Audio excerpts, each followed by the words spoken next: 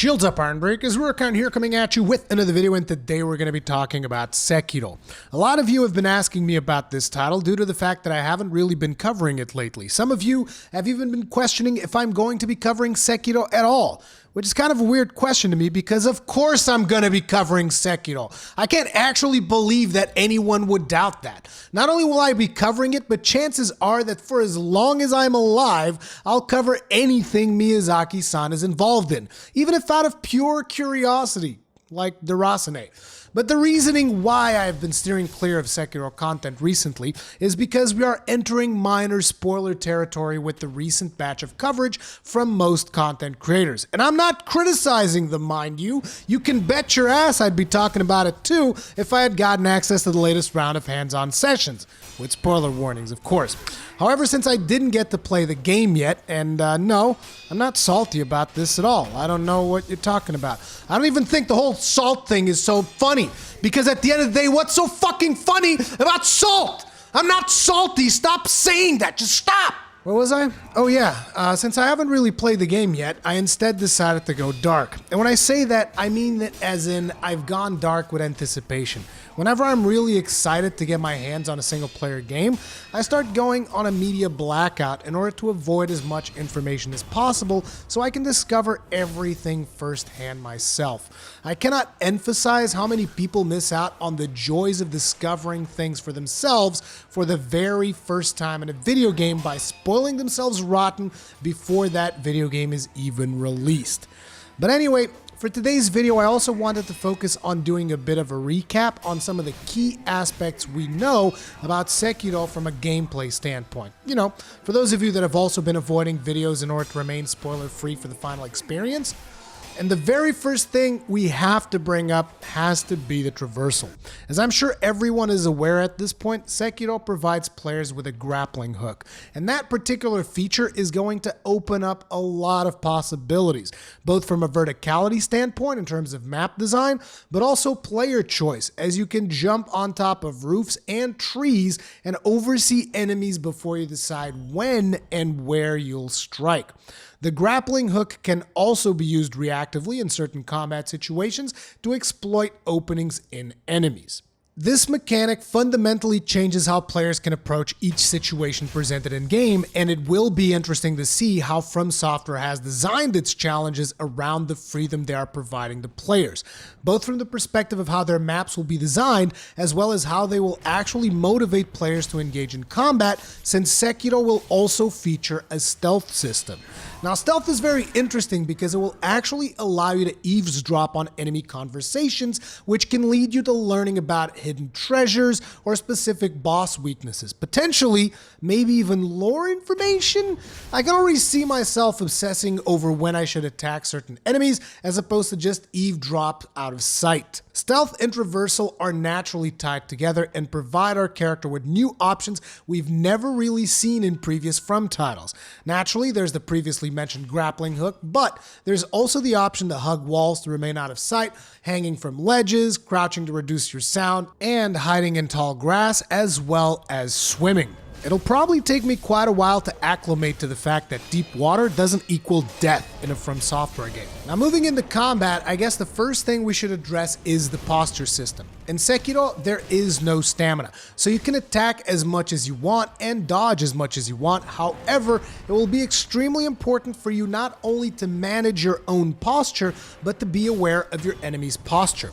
The simplest way to explain the posture system is to look at it as a guard break in previous Souls games. If an enemy manages to fill your posture gauge, you'll be staggered and wide open for retaliation. If you fill their posture gauge, they will be staggered and wide open for a riposte, or in Sekiro's case, a Shinobi Deathblow.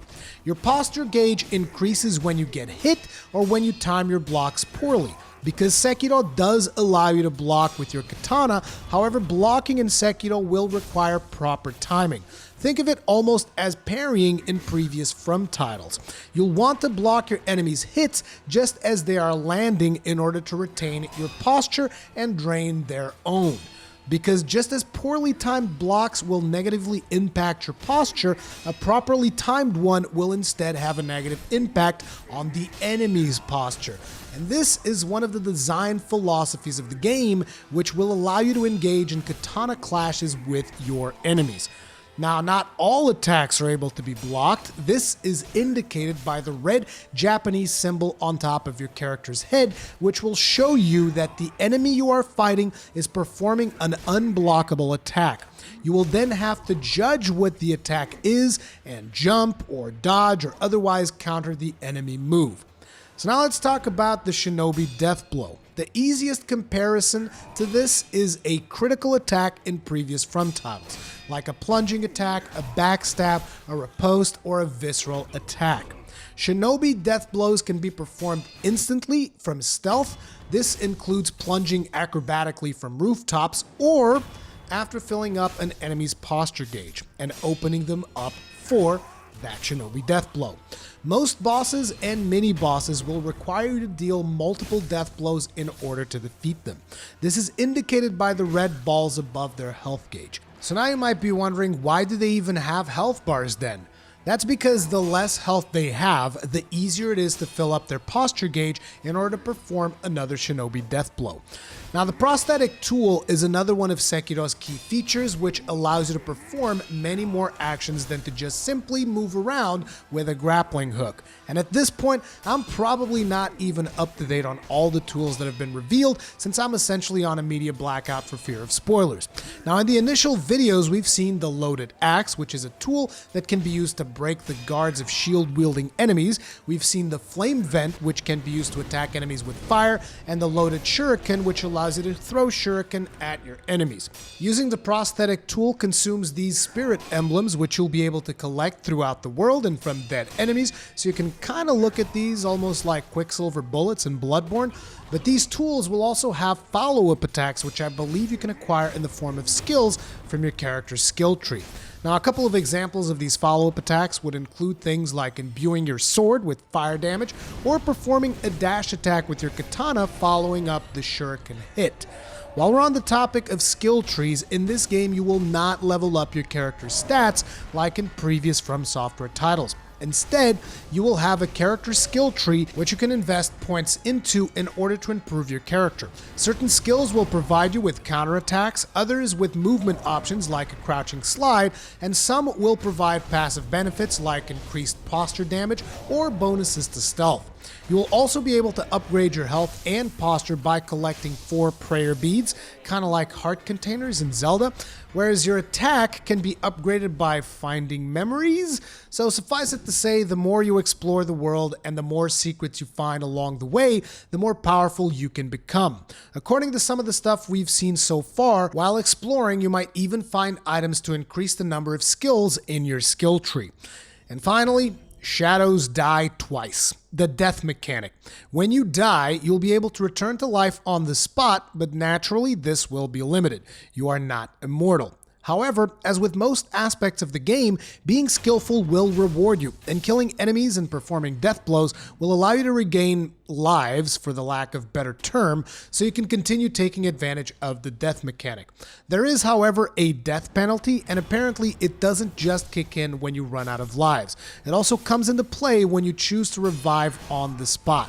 However, looking up that particular topic, I would almost deem it somewhat spoilery, so I'm not going to discuss it in this particular video. Suffice it to say, there's a lot more to the death mechanic than simply, hey, I have 2 lives in this game. And every time you make use of this mechanic, there will most likely be consequences. Now, I don't know about you guys, but everything about this game has me pretty hyped about playing it. So naturally, you can expect me doing content around it. Most likely, I'll start by live streaming the crap out of it as soon as it releases, and what comes after that, we'll see. Now, I am curious to know how you guys feel about Sekiro, as I have seen some hesitation from the community.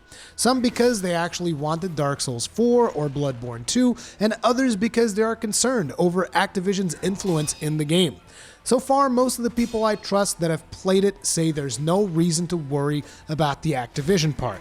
And on a personal note, as someone that loves Souls games, I really don't want a Dark Souls 4 or even a Bloodborne 2, just like I most likely won't want a Sekiro sequel. I think From Software is at their best when they're coming up with new IP, when they are developing new worlds for us to immerse ourselves in, because their talented team is able to create experiences that have very little in terms of filler content. Sure, there are optional quests, so to speak, in From Software titles, but they aren't really tasks to be checked off of a to-do list. They are meaningful experiences and character interactions that are actually memorable. You know, as opposed to the flavor of the decade open world experiences we get day in and day out, where most developers are working on games designed to keep you playing. From Software is still happy to take a more traditional approach and develop a game that you can choose to play once and put down.